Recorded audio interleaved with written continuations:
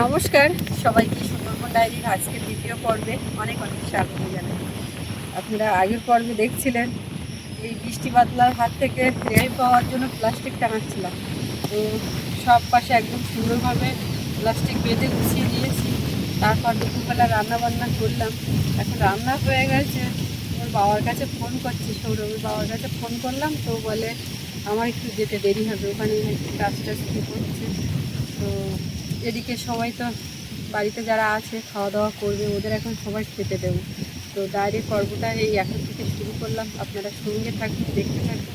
আশা রাখছি আপনাদের ভালো লাগবে। আর যারা নতুন দেখছেন চ্যানেলটি সাবস্ক্রাইব করে সবাই পাশে থাকবেন। এই যে আমি এখন কথা বলছি, তার মধ্যেও ঝিরঝির ঝিরঝির করে বৃষ্টি পড়ছে, বন্ধ নেই। এইটা আবার কখন বন্ধ হচ্ছে কখন হচ্ছে এই চলছে। তো এই মতো পরিস্থিতি। সৌরভ বাড়ি এসে গেছে। ওর তো আজকে হাফ ডে ছিল, ওই পরীক্ষা কটা দিন ওরকমই হবে। তো বাড়ি ফিরেছে, এইমাত্র ফিরলো। আর এবার রান্নাবান্নাও হয়ে গেছে, সবাইকে খেতে দেবো।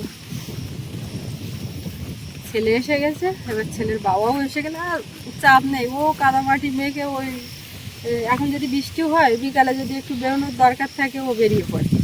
অতটা ভাবনা চিন্তা করে না যে কাদায় বেরোবো কী হবে। কষ্ট হয় ঠিক আছে, স্লিপ খায়, কখনো কখনো পড়েও যায়। তো অত শত ভাবে না, কাদামাটিতে হাঁটা অভ্যাস। আর আমার খুব প্রয়োজন না হলে তো যাওয়া লাগে না কোথাও। ওই জল আনাটা ওইটাই একটা কাজ, যেতে লাগে। তাছাড়া খুব একটা রাস্তার উপরে উঠে হাঁটতে লাগে না। এই যে বড় এ মাথার থেকে ও মাথায় এই রাস্তা আছে, মেয়ে আমার সবার এই রাস্তায় হাঁটলেই হয়ে যায়। পেছন দিকে কিন্তু অনেকটা জায়গা চাষ করা হয়ে গেছে। আজকে খেয়ে দিয়ে নিয়ে একটা কাজ আছে, একটা কাজ না অনেক কাজ। তো সেইগুলো করবো ভাবছি। দেখি এখন আগে এইদিকে ঝামেলাটা মেরে নিই, তারপরে।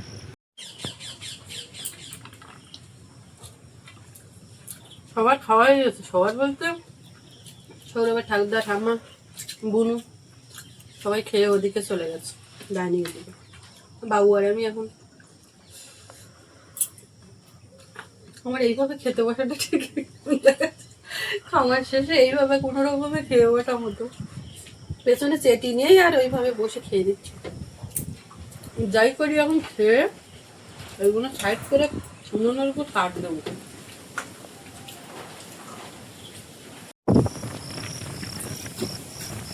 খাওয়া দাওয়া করে হাওয়ায় বসে পড়েছি। বুনির বাবা আসতেছে অন্তাই দেখতে।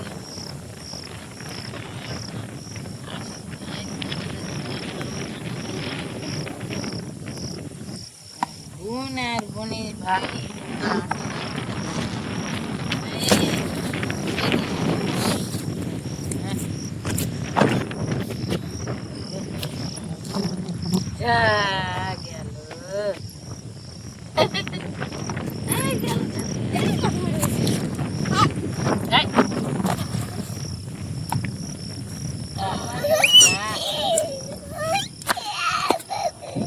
আনন্দ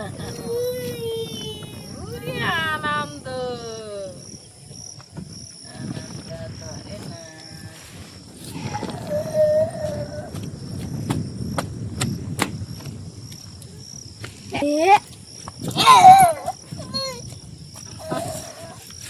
কি আনন্দ হচ্ছে।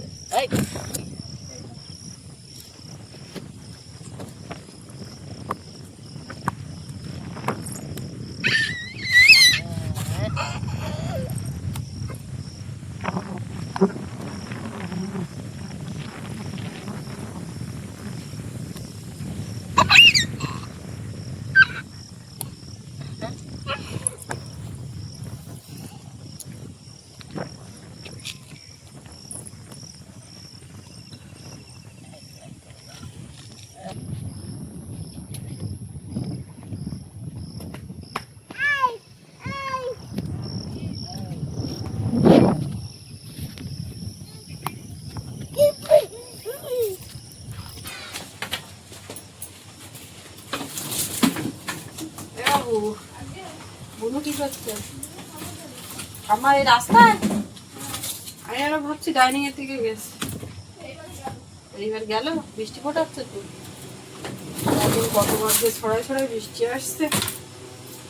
এই কাঠ উনুনের উপর দিয়ে পরের দিনের জন্য আমাদের সমস্যা।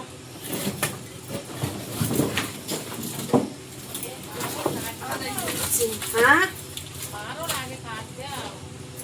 তাই তো করতেছি। ও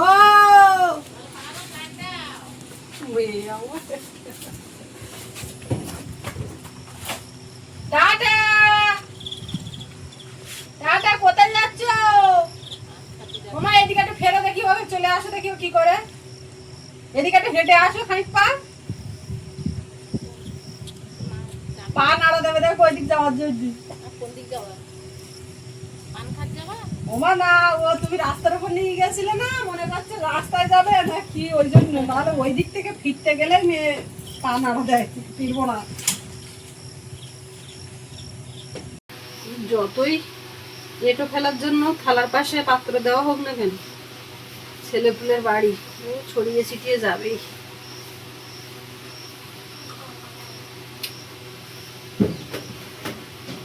এইসব গুটিয়ে গাটিয়ে নিয়ে মেজে ধুয়ে নেব। এখনো ওর বাবা আসলো না, কখন যায়। এই শোনা, শোনা রে, বাবার একটা ফোন করো তো আমার, বলো বৃষ্টি আসছে তো। হ্যাঁ বাড়িতে এসেছি, এখানে আজকে কাজ হচ্ছে, হাওয়া হচ্ছে 40 কিলোমিটারেরও বেশি যা গতিবেগ, মাঝে মাঝে যা দমকা দিচ্ছে, পুরেই ঢেউ হচ্ছে, নদীতে ঢেউ হচ্ছে। ছেলেটা স্কুলে গেল, চিন্তা হয় নদী পেরিয়ে যেতে হয়তো, পরীক্ষা চলছে।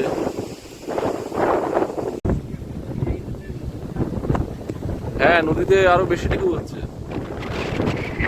আজকে কিছু শর্ট ফিল্ম ঢালবে, ল্যাপিং এর রডগুলো বাঁধা হচ্ছে। মাঠঘাট পুরো জলে পরিপূর্ণ, পুকুরও কানায় কানায় পরিপূর্ণ হয়ে গেছে। ওই যে ওখানে নীল একটা নেট দেখা যাচ্ছে, ওখানে পাইপ বসানো, জল আসছে, জল হচ্ছে দেখুন।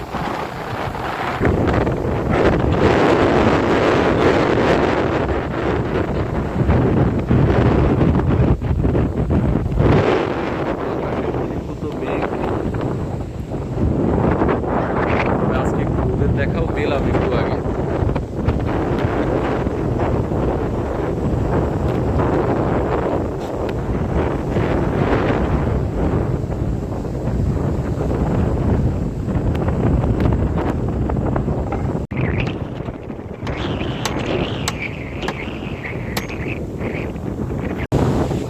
পুকুরের ওপারের থেকে একটু হেঁটে আসি, আপনাদেরকে একটু দেখাই। যেখানে পাইপ দেওয়া ছিল সেখান থেকে পুকুরে জল যাচ্ছে এখন।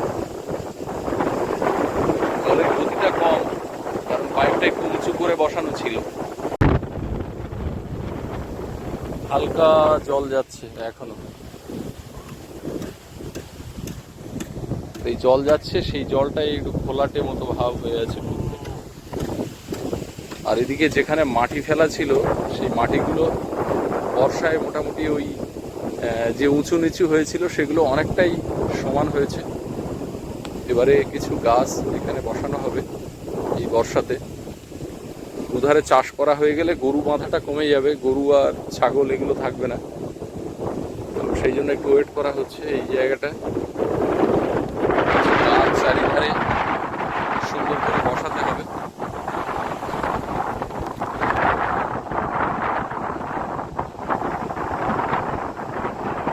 জায়গাটাও 10 কাঠা মাটি ফেলা হয়েছে, তো অনেকটা একটা বাস্তু এখানে বেড়েছে।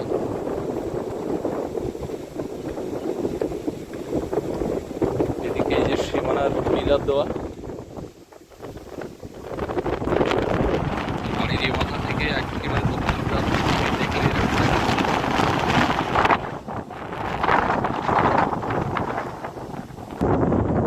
মাঠে ধান রোয়া হয়ে গেলে এই সীমানার মাথায় দাঁড়িয়ে এখানে ছিপ ফেলারও জায়গা, মাঠে মাছও হয় মোটামুটি। ওটা মায়ের ডিপার্টমেন্ট, মা এলে তো ছিপ জাল এগুলো করবে আশেপাশে। একটু আগে আপনাদেরকে বলছিলাম যে শর্ট কলমগুলো ঢালা হবে, এত ঝোড়ো হাওয়া হচ্ছে এবারে উপরে সাপোর্টের জায়গা কম, যেহেতু লিন্টেল ঢালা হয়েছে তো উঁচুতে, আর ল্যাপিংয়ের রড জোড়া হয়েছে, তো হাওয়ায় দুলছে 40-45 কিলোমিটার, কখনো 50 কিলোমিটার বেগে দমকা হাওয়া হচ্ছে। বৃষ্টি নেই, তো আমি বললাম যে শর্ট কলম আজকে ঢালতে হবে না, কারণ এই যে উপরে ল্যাপিংয়ের যে রডগুলো সেগুলো হাওয়ায় দুলছে, এবারে কলমের গোড়া নড়ে যেতে পারে, যে ছোট কলম শর্ট হাইটের, তো রড যখন হাওয়ায় দুলবে তখন রডের গোড়াগুলো একটা ফাঁকা হয়ে যাবে, সেই জন্য ওই কাজটা বন্ধ রাখলাম। ওরা বললো যে তাহলে ঘাটের কাজটা করি, ঘাটে যে ইটের গাঁথনি হয়েছে ওখানে বসার জায়গা হবে, সেই কাজটা এখন হচ্ছে। ওখানে যাব, আপনাদেরকে দেখাবো কেমন কি বসার জায়গা হচ্ছে। পুকুরটা জল ভরে যাওয়ার পরে অনেকটা বড় দেখাচ্ছে এখন।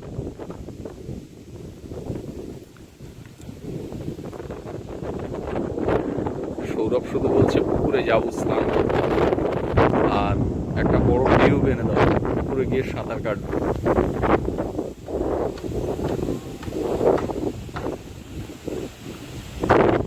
এখানে কিছু গাছ লাগানো চেষ্টা করা হয়েছিল, মা ওই কিছু কলা গাছ লাগিয়েছিল, ঘুরতে খেয়ে ফেলেছে। আর এখানে কিছু আনারস লাগানো ছিল,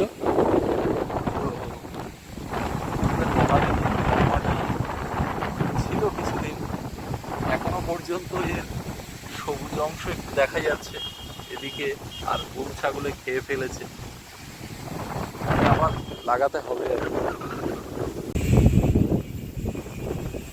এদিকে বসার জায়গার জন্য এই স্ল্যাব ঢালা হবে, তার শাটারিং হচ্ছে। এই সাইডটা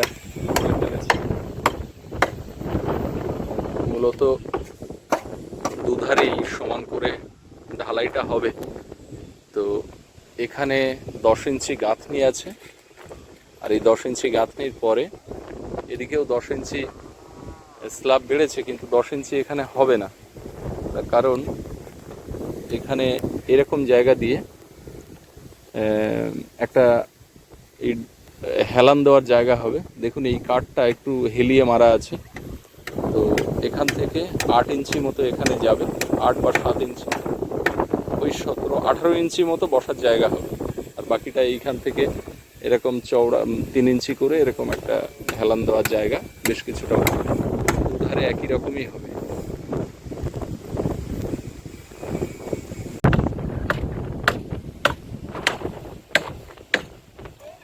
প্লাস্টিকে কাদা ছিল, ওটা ধুয়ে নিতে পারতিস। হ্যাঁ, পরিষ্কার পিঠটা দে।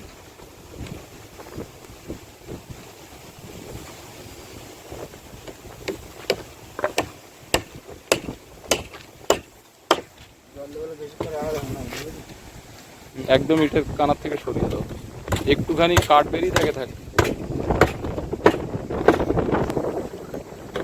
পুকুরে নদীর মতো ঢেউ হচ্ছে।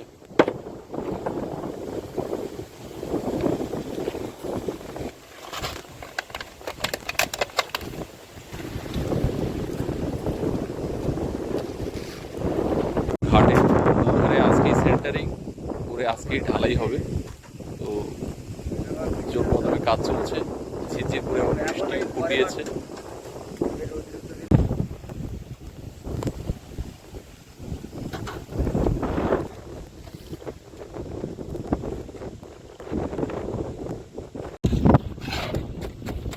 কাঠ মারা হয়ে গেছে, ওদিকে মশলাও মাখানো হয়ে গেছে, ঢালাই চলছে।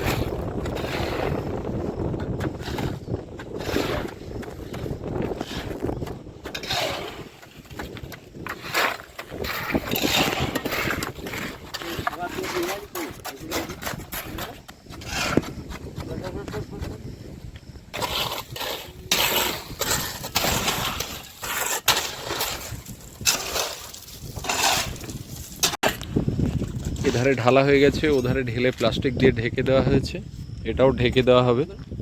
কিছুটা মশলা বেশি হয়েছিল, তার জন্য একটা স্ল্যাব ঢালা হচ্ছে।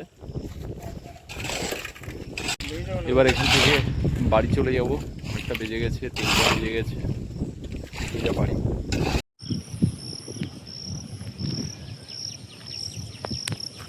বড্ড লেট হয়ে গেল আজকে। হাটের ওখানে একটু কাজ ছিল, সেটা করতে করতে টাইম ওভার হয়ে গেছে। আবার এদিকে লজের জন্য কিছু জিনিসপত্র নিয়ে আসলাম, কালকে কাজ আছে এখানেও কিছুটা। খাওয়া দাওয়া হয়ে গেল?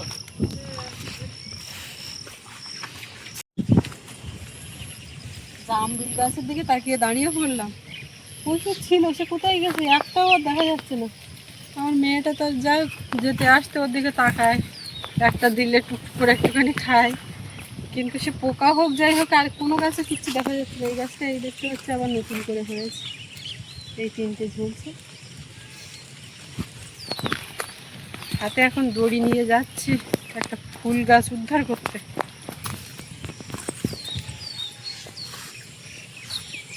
এইখানে এই পথের এই জায়গায়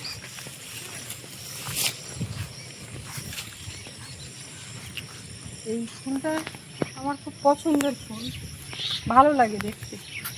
এইটা এই যে ঠোকা ঠোকা হয়ে যাচ্ছে, একটু এদিক ওদিক কিন্তু সবই একই।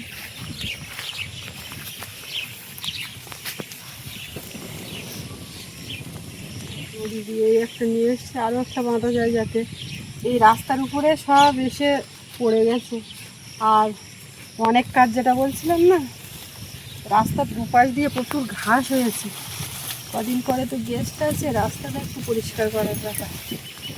মানে ঘাস এমন হয়েছে রাস্তার উপরে উঠে যাচ্ছে, তো ওই জন্য ওইগুলো পরিষ্কার। আগের দিন ওই বাড়ির সামনে ওইখানে একটুখানি লেগে একটুখানি করা হয়েছে, তো আজ একটু কাল একটু, এখানে একটু সেখানে একটু করতে হবে। কোন দিকে দেবো, ফুল গাছে দেবো না এদিকে সোনাঝুরি গাছে দেবো?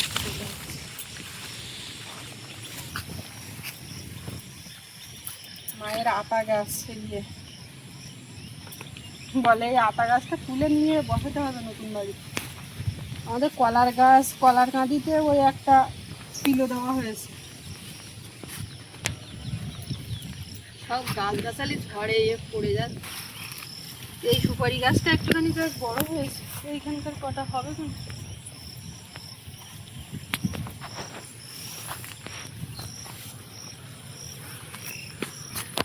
এইখানে এই সবগুলো এই রাস্তার উপরে এসে যাচ্ছে।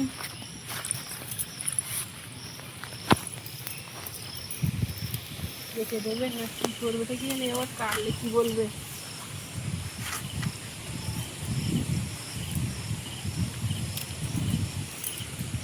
এইগুলো বসিয়ে দেবো, তাহলে আর কিচ্ছু বলবো না।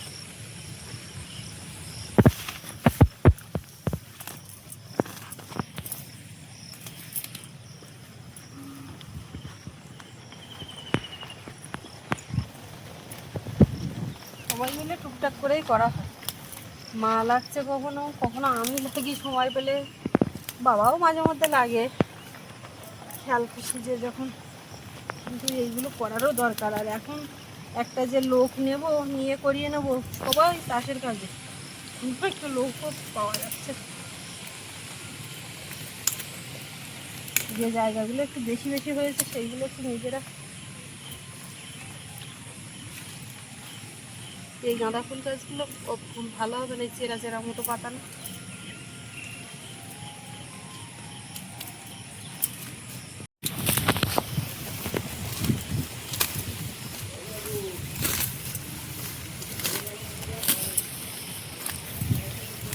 এই ঘাসগুলো ভীষণ শক্ত, গোড়ার সঙ্গে ঢুকে যাচ্ছে। যাক,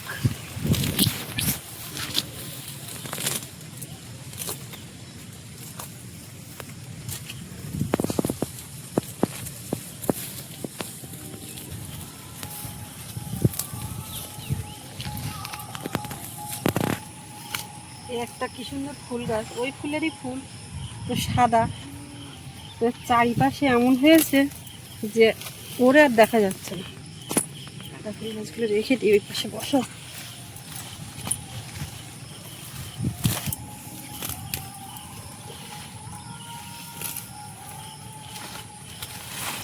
আগের দিন এই জায়গাটা পরিষ্কার করা হয়েছে, এইখানে আমি গাঁদা ফুলগুলো বসাবো বলে নিয়ে এসেছি, দেখি অলরেডি বসানো, তার মানে এটা মা করেছে। ঠিক এরকম সেম ভেঙে ওই করে দিয়েছে।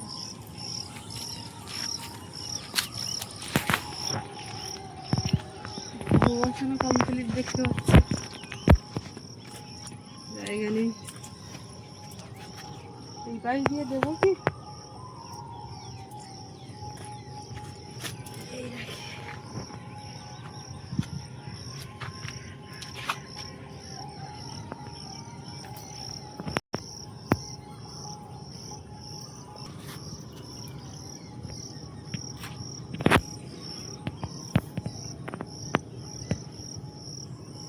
কেটে বসালে হয় কিন্তু দেখা যাচ্ছে।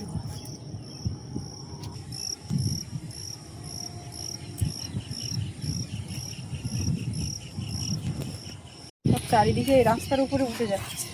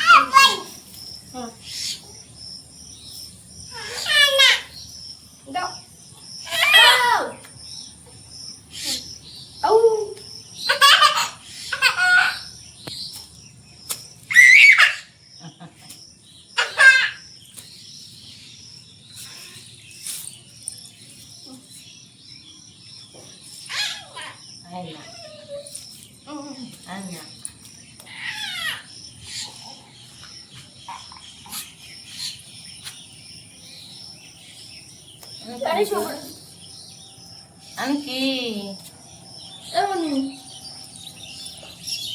দাদা শিখেছে।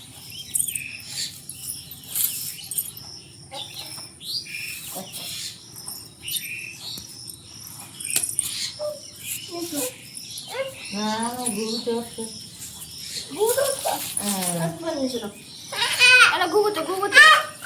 ওই ফাইভ চাই না হলে হবে না। হ্যাঁ